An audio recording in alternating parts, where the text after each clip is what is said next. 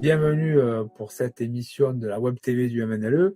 Après ton élection comme trésorier national le 28 mars, tu es en train de prendre tes fonctions petit à petit, mais tu as une grande pratique de la vie associative. Est-ce que tu peux en dire un mot et notamment faire un état des lieux parce qu'apparemment la vie associative est frappée quand même par quelques difficultés. Oui, tout à fait. D'abord, merci pour la confiance, que le MNLE me porte sur cette élection. Et oui, en ce moment, enfin dans ce moment, ça fait déjà depuis une année, on s'aperçoit qu'il y a des difficultés, notamment, financières, hein, par rapport, aux subventions, qui viennent appuyer le fonctionnement des associations. Et comme le dit, je dirais, le mouvement, des associations au niveau national, effectivement, on a des difficultés à tenir dans ce cadre-là, quoi. On sent bien qu'il y a des orientations qui sont prises, qui rendent la vie difficile aux associations, notamment celles qui œuvrent dans le domaine de la solidarité et de l'environnement. Et du coup, c'est très compliqué aujourd'hui pour toutes ces structures. Ouais. Ouais, je crois que tu me donnais l'exemple il y a quelques jours des auberges de jeunesse. Alors, dans le domaine du tourisme social, effectivement, il y a un impact également. La FUAGE, hein, qui est une association qui date, je dirais, pratiquement des premiers congés payés 1936, s'est retrouvée dans une situation de liquidation. Et c'est vraiment pour nous, c'est un traumatisme, quoi, dans le tourisme social.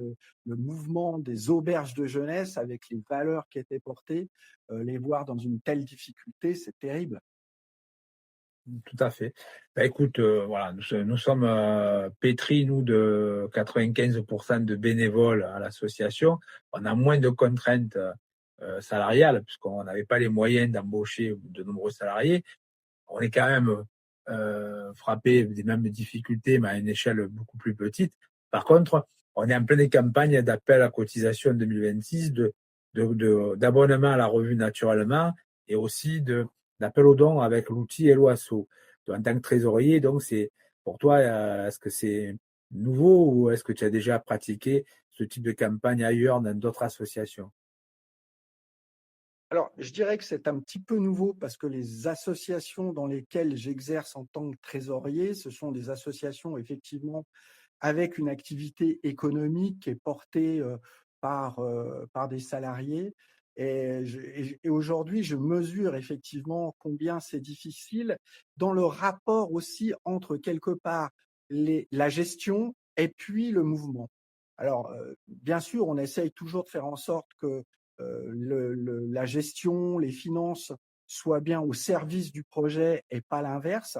Mais les conditions économiques, le contexte politique devient tellement compliqué que malheureusement, les associations avec un volant de salariés important ont des impacts de gestion conséquents. Et du coup, on est tellement préoccupé par ça que quelque part, c'est difficile de mettre toujours en avant le projet.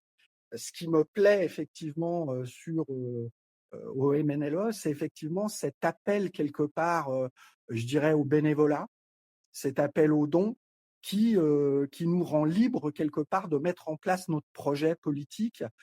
Ici, la lutte pour l'environnement, et Dieu sait qu'il y en a grand besoin parce que c'est quand même compliqué, là, l'air qu'on respire, ce qu'on mange, enfin, l'eau qu'on boit. On voit bien qu'il y a plein de combats à mener là-dessus, ou encore une fois, c'est la gestion qui prédomine par rapport au projet ou au bien collectif. Donc moi, effectivement, je suis très heureux d'œuvrer dans un cadre qui s'appuie essentiellement sur le bénévolat, sur le militantisme et puis sur un soutien des collectivités territoriales, mais pas dans un cadre de conventionnement avec je vous donne ça si vous me donnez ça, où on nous enferme dans de la prestation de service, mais dans un échange un peu plus équilibré de on reconnaît votre cause, on souhaite y participer, on fait un don. Tout à fait. Donc du coup, pour nos auditeurs, tu es en direct d'Annecy, hein? Tout On à a le fait. même temps qu'à Marseille aujourd'hui, donc apparemment le climat s'est uniformisé, il pleut, mais on aura bientôt l'occasion de se rencontrer au Carreau d'Arrache, à Neige-Alpes, à l'occasion de notre 31e université d'été. Et à cette occasion, je pense qu'on aura peut-être un temps pour recevoir tous ceux et celles qui avaient décidé d'adhérer à notre mouvement en Haute-Savoie. C'est ça, oui, oui, tout à fait. On va participer, enfin, au niveau de la Fédération des Obléiques de Haute-Savoie, en tout cas, c'est acté. Notre président a rappelé encore au dernier bureau cette rencontre et le fait qu'il était important qu'on y soit présent, mais effectivement, en profiter aussi pour réunir les forces, je dirais, haut-savoyardes qui sont intéressées par la défense et la lutte pour l'environnement et effectivement qu'on puisse se retrouver à Néjalp, qui est un centre de vacances qui accueille des groupes adultes, etc.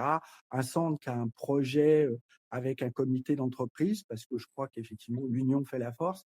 Et dans ce cadre-là, on se retrouvera pour partager les ateliers, les échanges et participer à construire un projet intéressant pour l'environnement.